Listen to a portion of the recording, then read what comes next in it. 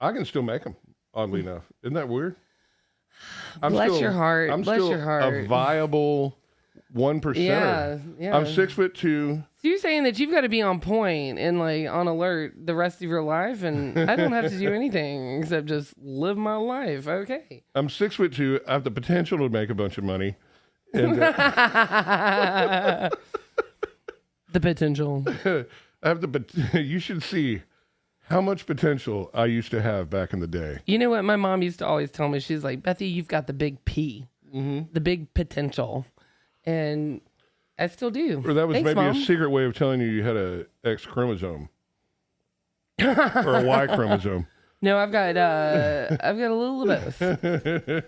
You got the big P. I've got the big P potential. We're heading to Nashville tonight to go see family and all that kind of stuff. Yeah. Which will mean we'll probably pick up the podcast quite a bit.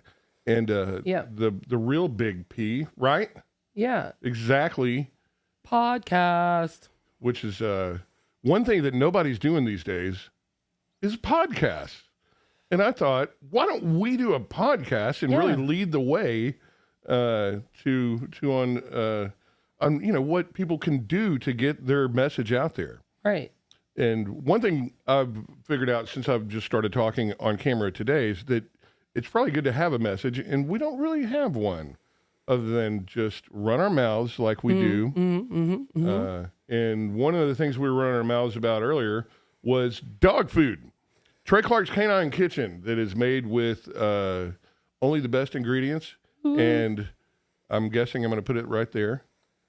That's where it's not edited in yet. But Trey Clark's Canine Kitchen, Canine and Cat Kitchen, where you get your food sent to you in pantry fresh. I only smoke when I drink. Pantry fresh, ready to go in mason jars. Every time I talk about the dog food, it reminds me that I just ate some this morning. Yeah, no. Oh, it's so delicious. You can feed it to your wife. You can feed it to your wife and your ex-wives. I love it. But I'm a wife. I'm not an ex-wife. You can feed it. You can feed it to anyone. Yeah. So, and is veterinary approved? It is veterinarian approved. Why is that? Why is that, Trey? Why is it veterinarian approved? Because it best likes to throw up in my face 24/7. Both her parents are veterinarians, and I'm the one that's in charge of the dog care, even though she does most of the work. Yes. We have an understanding that we're going to go into business together. And while she sells her world-renowned handbags and such like that. But enough about us. Yeah. Let's talk about what you think about us. Yeah. What do you think? Let's do that. Let's not be so self-serving. Oh, you know what I'm saying? So good. Speaking of servings, each mason jar comes with 1 cup per half jar, which is two cups per jar. 2 cups per jar. That's correct. That is correct. That's great. So 8 ounces a cup. Yes.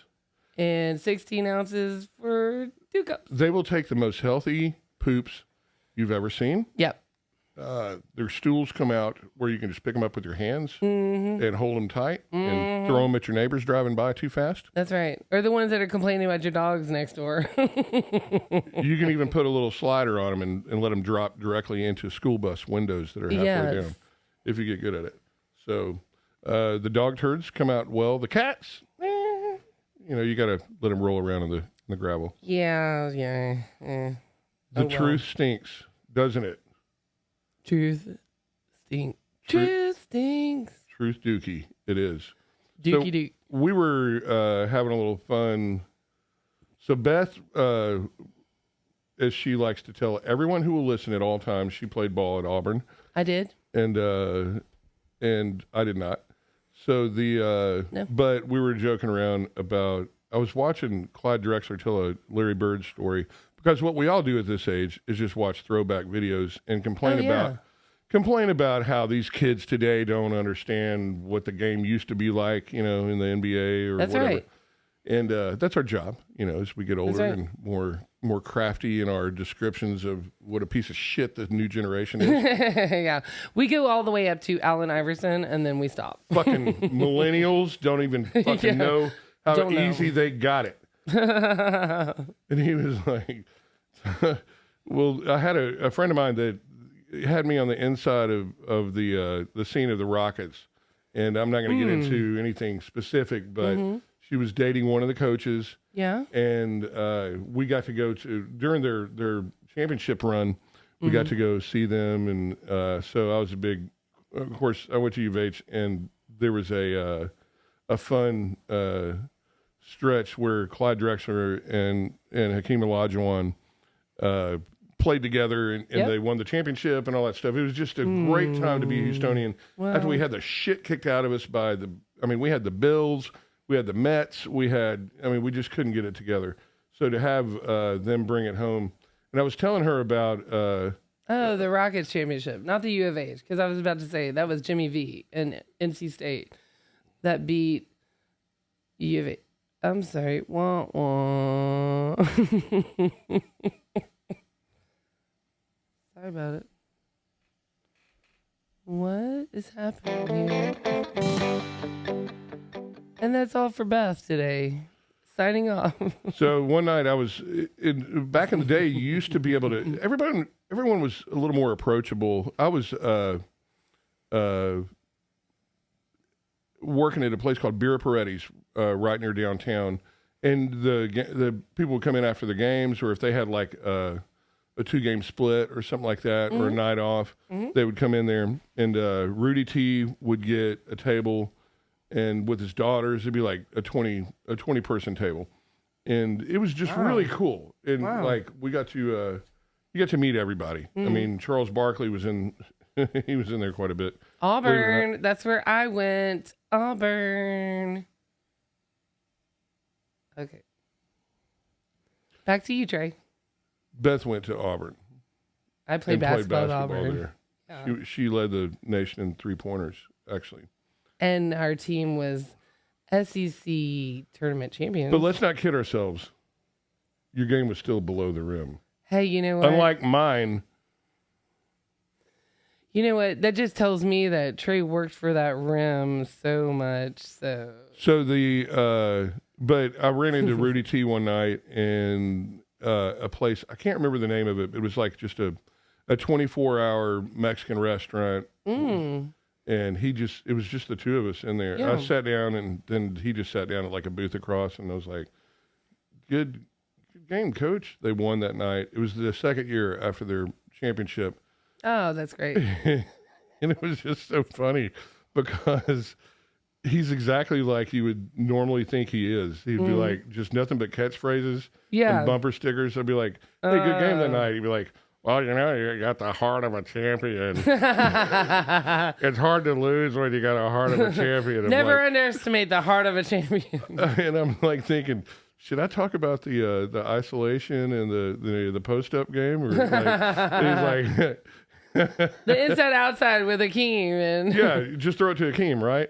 And he's like... Well, sometimes this city's been great enough for us. And we have something to give back to the team, and the team appreciates the hearts of this city and all this stuff. I'm like, God damn, man. I want to just talk like basketball, and there's no chance of it. He's like, well, Olajuwon's got the heart of a champion. He's basketballed out. We were clutch in the, we've been held down long enough. I don't know. And he's almost like with the way he talks, he's almost like a cartoon character. Mm-hmm. And, you people's hearts are as big as the city of Houston. Each one of you. Oh my gosh. And you're like, oh, hell yeah. Yeah. And then I was watching this thing with Clyde Drexler talking about Larry Bird, who's the Great White Hope, and the Great White Goat.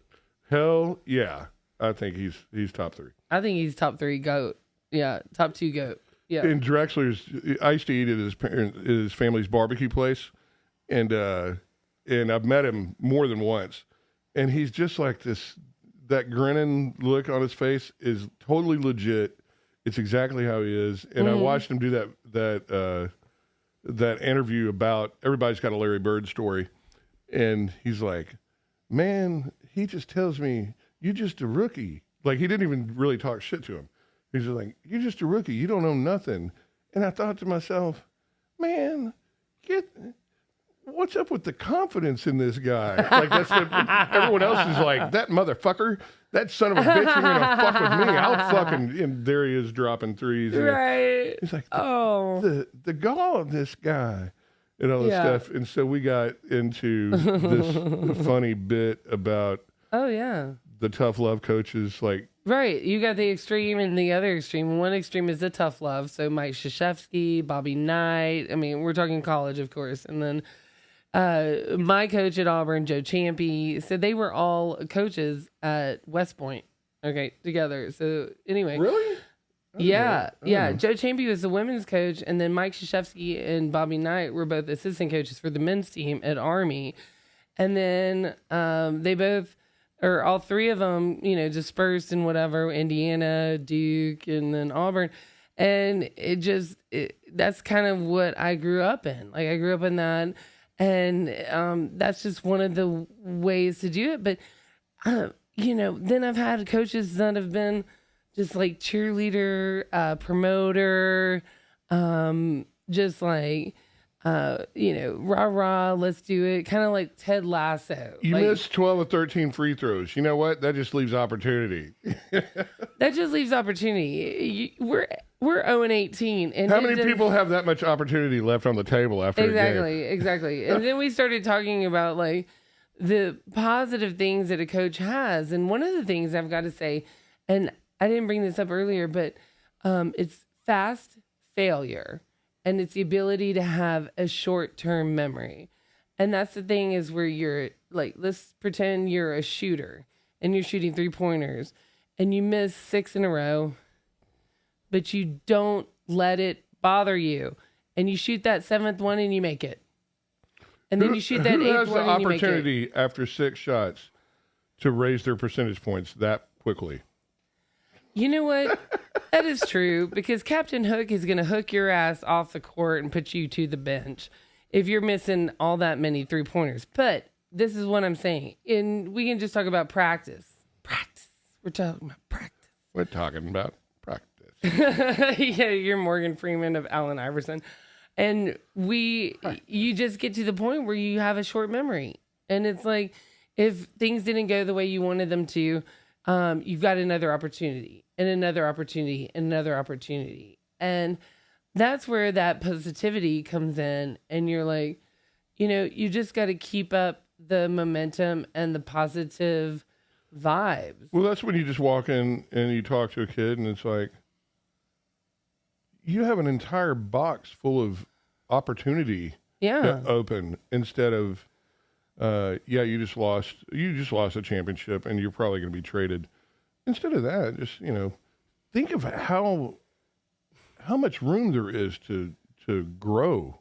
Oh, the opportunity.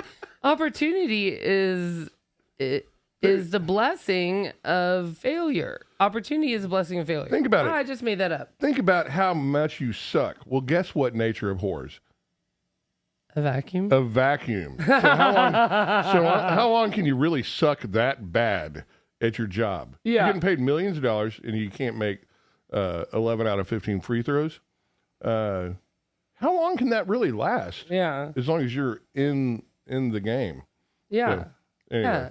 And you keep shooting, and that's the thing, is about confidence. And so when you've got Clyde Drexler talking about Larry Bird and saying, man, he's just got a lot of confidence. It's like... No, he's an asshole. And he hates you. He hates you.